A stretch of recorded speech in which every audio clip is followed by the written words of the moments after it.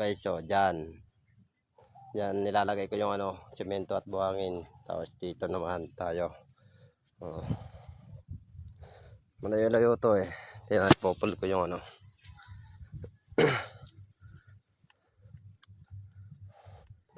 bago makarating sa kalsada rito.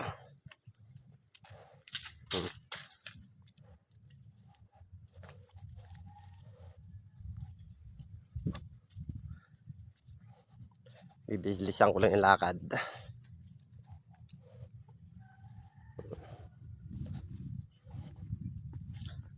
Ayan guys, so sa unahan medyo maputik-putik. Buti nga hindi na naulan. Kung maulan pa madulas, maputik.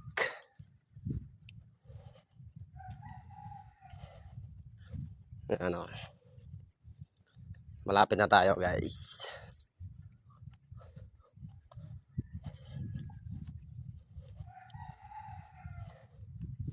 Yan na guys. Yan na, papuntang kalsada na dito. Yan.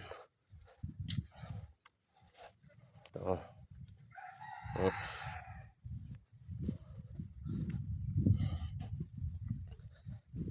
Yan mabuti hindi na maputik.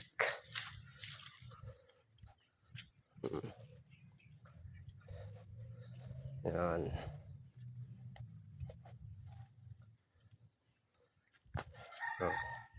Ito na.